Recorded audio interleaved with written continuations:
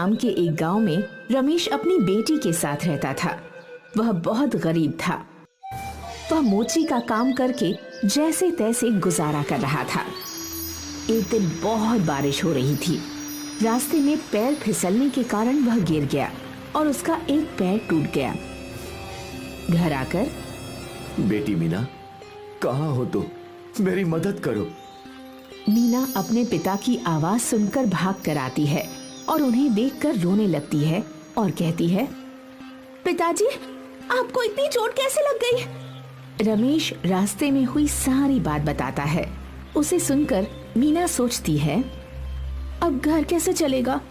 घर में बहुत थोड़ा सा ही सामान है और इतनी बारिश हो रही है, कोई काम ढूंढने भी नहीं जा सकती। रमेश के घर से थोड़ी दूरी पर गांव के मुखिया रामलाल का घर था। वह बहुत अमीर आदमी था। उसका एक बेटा भी था जिसका नाम गोपाल था। गोपाल बहुत घमंडी लड़का था। कुछ दिन पहले ही मीना ने अपने पिताजी को रामलाल से बात करते सुना था कि उन्हें किसी काम करने वाली की जरूरत है।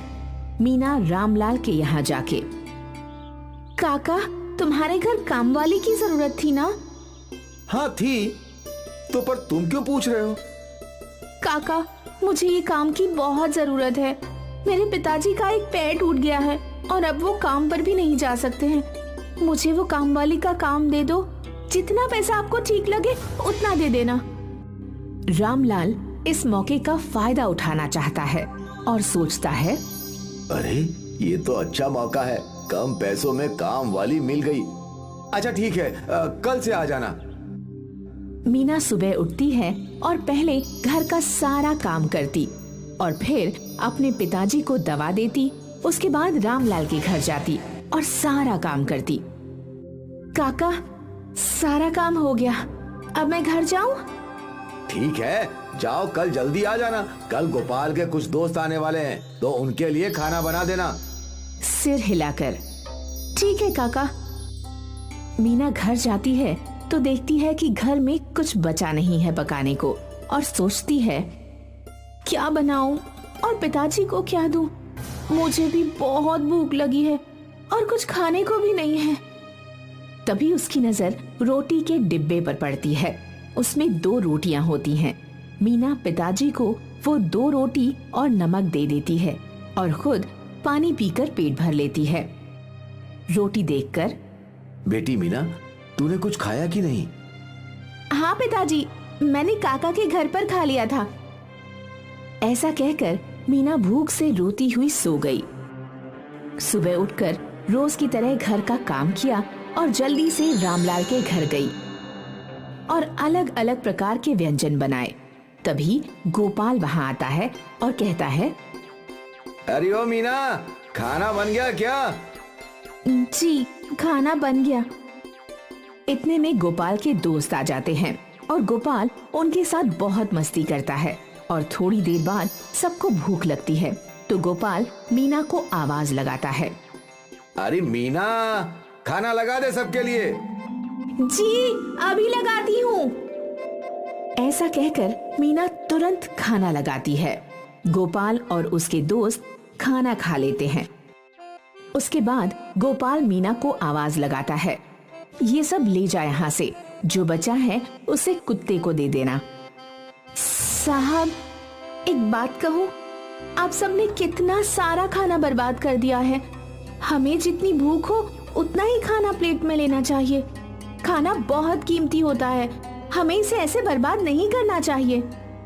यह सुनकर गोपाल को बहुत गुस्सा आता है और वो बोलता है, ये सब मेरा है, मुझे कितना खाना है और कितना प्लेट में छोड़ना है ये सब मेरी मर्जी है, समझी? तुझे तो मैं बताता हूँ, पिताजी को आने दे।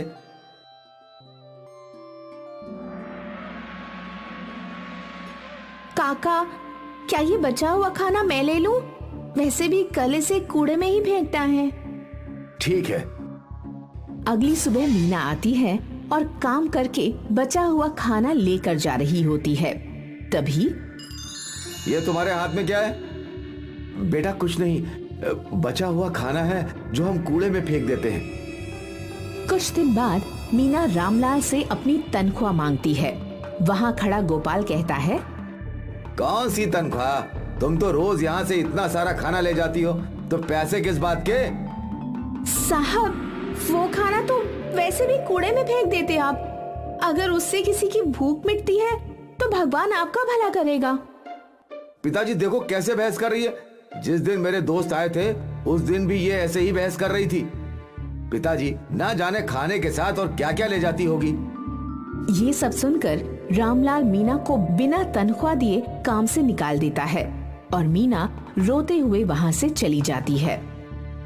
बड़ी आई थी मुझे समझाने, अब पता चलेगा जब भूखे सोना पड़ेगा। मीना सड़क के किनारे बैठकर रोने लगती है। तभी उसकी अध्यापिका वहाँ से गुजर रही होती है। उसे ऐसी हालत में देखकर अध्यापिका मीना से, बेटी मीना, ये तुमने क्या हाल बना रखा है और तुम स्कूल क्यों नहीं आ रही हो? मीना रोते हुए सारी बात अध्यापिका को बताती है। मीना पढ़ने में बहुत अच्छी थी, इसलिए अध्यापिका उसे कहती है, तुम मेरे साथ स्कूल चलो, तुम मेरे घर में काम कर लेना और मैं तुम्हारा एडमिशन सरकारी स्कूल में करवा देती हूँ। वहाँ तुम मुफ्त में शिक्षा ले सकती हो।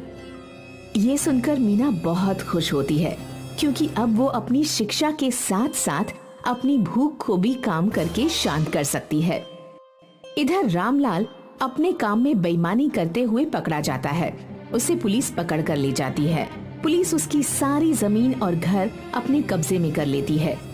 अब गोपाल बिल्कुल अकेला हो जाता है। उसके पास कुछ खाने को नहीं होता। उसे बहुत भूख लगी होती है। वह पड़ोसी के पास जाकर, मुझे बहुत भूख लगी है, अगर कुछ खाने को है तो दे दे। कोई उसे खाने को नहीं देता और उसे भगा देते हैं। वहीं से गुजर रही मीना ये सब देखती है और गोपाल को अपने साथ ले जाती है और उसके घर जो रूखा सूखा होता है वो गोपाल को खाने को देती है। भूखा गोपाल जल्दी जल्दी सब खा लेता है। मैंने तुम्हारे साथ इतना गलत किया, फिर भी तुम मुझे अपने साथ अपने घर लाई और खाना भी खिलाया। मुझे माफ कर दो मीना। मैंने तुम्हें माफ किया। मैंने तुम्हें खाना इसलिए खिलाया क्योंकि मैं जानती हूँ कि भूख क्या होती है। अमीर हो या गरीब, सबकी भूख एक जैसी ही होती है। ये सुनकर गोपाल दोबारा माफी मांगता है और उस दिन के बाद से गोपाल मीना को अपनी बहन बना लेता है और वो खुशी खुशी रहने लगते हैं। किवें मारे अक मच पिया पैर नहीं पैर का दा पिया सारा जित लिया शहर